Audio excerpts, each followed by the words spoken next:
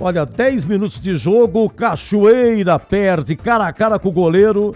O goleiro tira com os pés. 2 minutos depois, a 12, o gol da Ferroviária, Alisson. A 24, empata o Guarani com Cachoeira de cabeça, um cruzamento do Luca.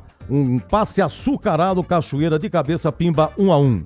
Segundo tempo, 7 minutos, bola na trave do Guarani. Na trave, falha de William Farias, hein? Kaique França completamente batido, bate na trave. A 26, segundo gol da Ferroviária, Alisson de novo. E depois a 39, empata o Guarani com Guilherme Parede, que acabou de entrar, um cruzamento do Emerson. E a 40 minutos, 1 minuto depois do empate do Guarani, o Raoni, olha, perde um gol incrível, raspou também com o Kaique França batido. Então 2-2. E também para complementar, CH, chega aqui uma mensagem do senhor Ideraldo Luiz de Paula.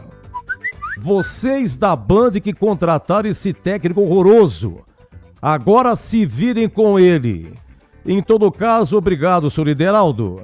Com a palavra, o senhor Carlos Henrique, comentarista da Rede Bandeirantes de Rádio e Televisão.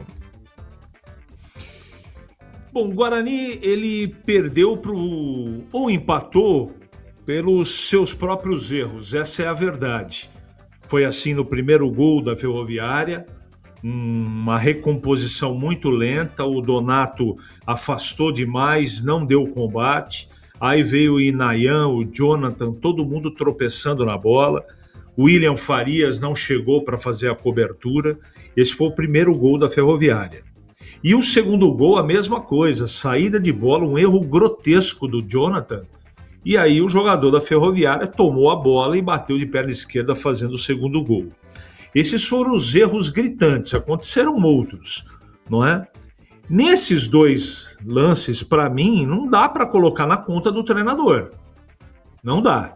O que dá para colocar na conta do treinador a escolha da lateral direita, que não foi bem, apesar do esforço do Inayan, a escolha do Donato, tudo isso que eu não quero ter razão de nada, absolutamente, só que é o que nós estamos assistindo, né? Um meio-campo completamente previsível, uma saída de bola muito lenta, com William Farias e Isaac. O João Paulo pouco participou da partida, e o pouco que participou, ainda no primeiro tempo, o time teve uma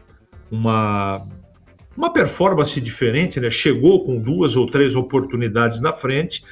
O Herbert não foi bem, correu para todo lado, sempre esforçado, mas o Luca fez a jogada no gol. E para mim, a grande surpresa do jogo foi o performance no primeiro tempo do Cachoeira.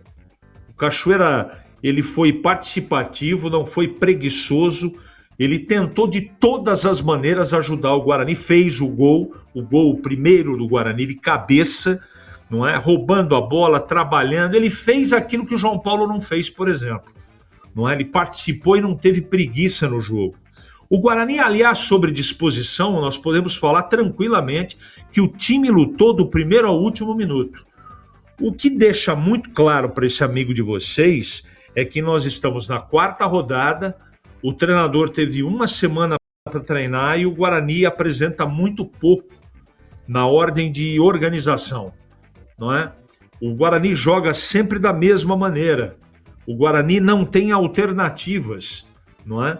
O Guarani, essa equipe hoje, do Hélio Cizenando, joga menos do que jogava o time do Matheus Costa. E olha que a gente criticava aqui, não é? O Matheus Costa, no tempo dele de Campeonato Paulista, ele tinha lá as suas teimosias, mas eram menores as teimosias do que são do Hélio Cizenando.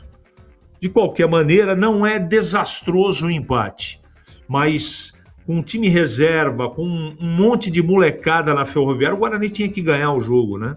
Se o Guarani erra um pouco e o C não entra, erra um pouco menos, o Guarani com certeza venceria a partida, mas não dá para ficar lamentando aqui. Eu acho que o time lutou, foi até o final, mas o Guarani, para mim, foi vítima dos seus próprios erros defensivos. E tomara que da próxima partida para frente o treinador pare com as suas teimosias, porque senão vai ficar extremamente difícil. Apesar do empate, para encerrar meu comentário, eu digo o seguinte: o Guarani perdeu uma grande oportunidade de vencer a Ferroviária nesta noite em Araraquara. Edu.